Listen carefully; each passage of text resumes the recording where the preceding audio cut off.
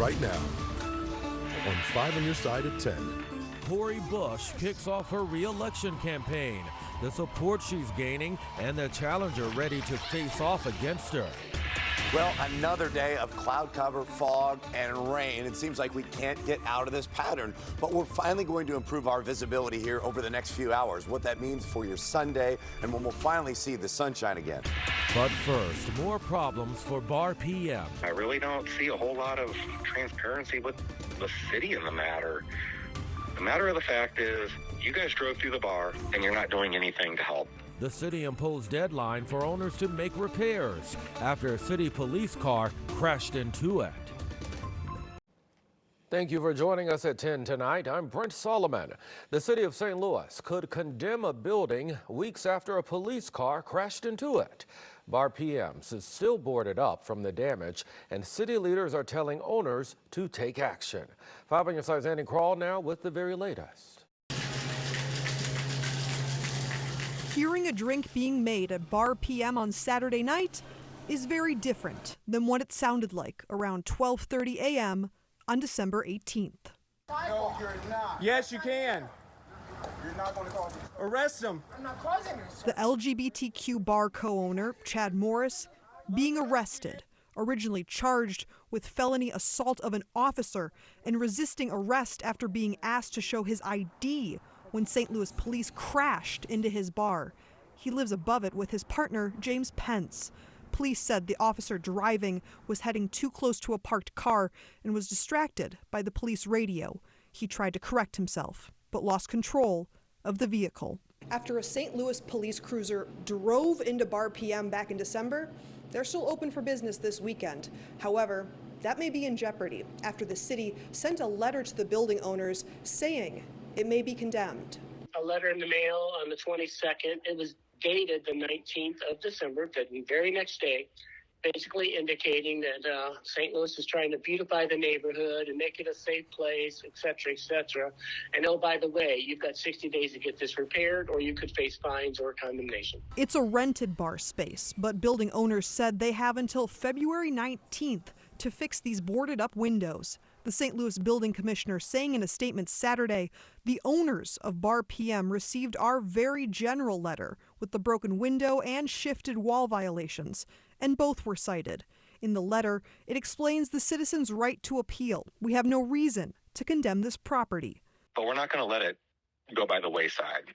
This was done by the police, intentional or not, and I don't believe that it was intentional personally. I do believe that it was just an accident.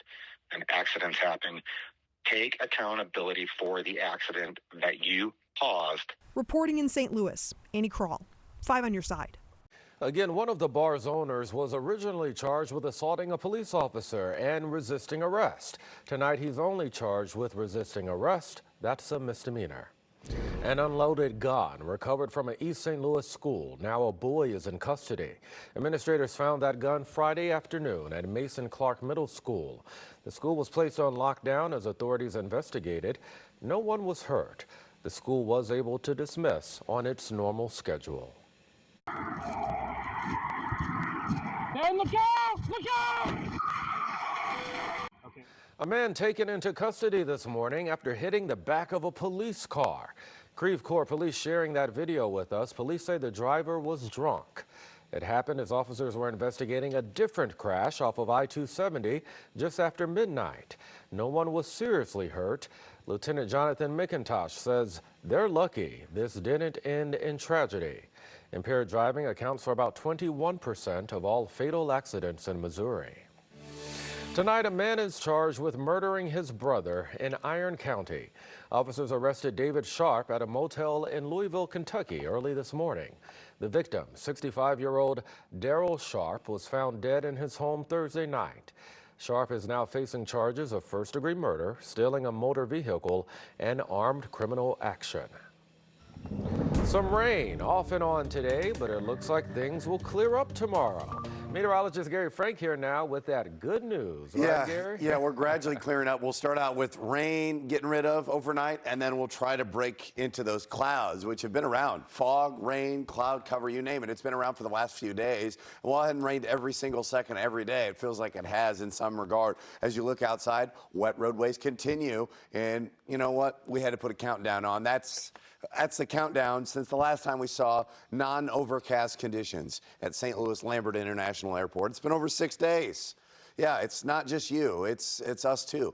This system is very slow moving, but we're starting to see at least far northwest Missouri start to clear out just a little bit. It's going to take some time though. It's still raining here. You'll see mainly the heaviest rain is in the Metro East.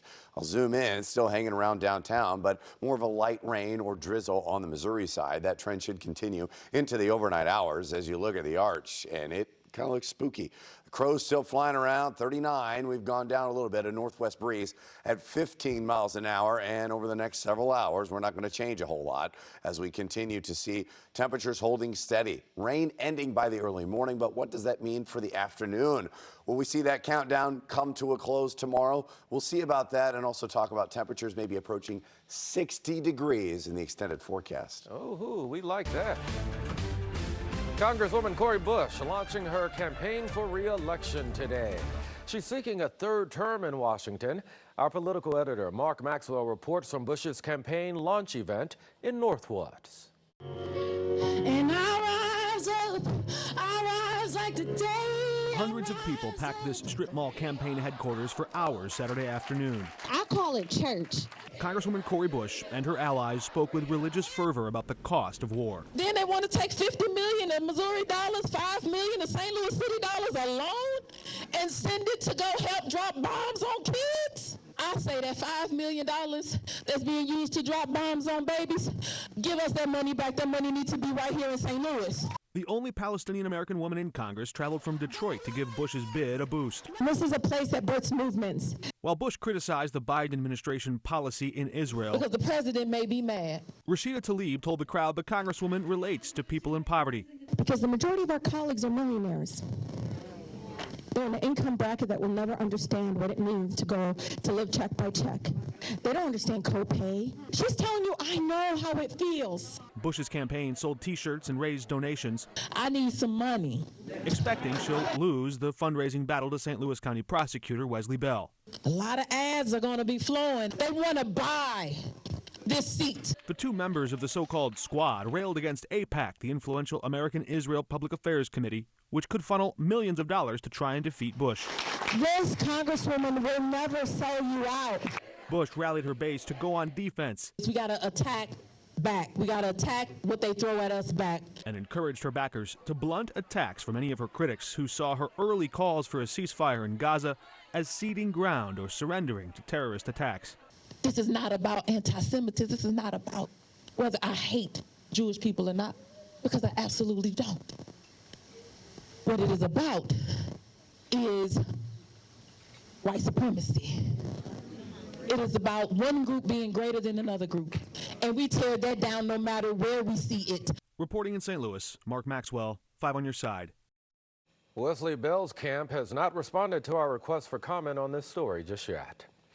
Well, tonight, the 20th annual Mr. HBCU Kings competition continued its big tradition in St. Louis. This was a scene at the Marriott St. Louis Airport. Young men representing historically black colleges and universities all across the country have been in the area for several days now, performing community service and building leadership skills.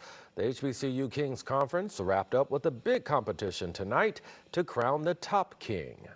Have an opportunity for black men to come and show off their talents, their intellectual capabilities, their oration skills, and build a brotherhood. Participants say the friendly competition builds confidence and unity. The winner walks away with not only the title of Mr. HBCU, but also $2,500 to travel and spread his platform. Coming up. I get informed emails about what I'm going to get in the mail that day, and sometimes I don't get it. Problems with the post office. Why some people in North County say their mailboxes have sat empty for weeks. Cloud cover and rain again, but it's all part of this larger system, which is finally sliding off to the east. What that means for your Sunday, and when we'll finally track the back edge of that cloud cover right over our area.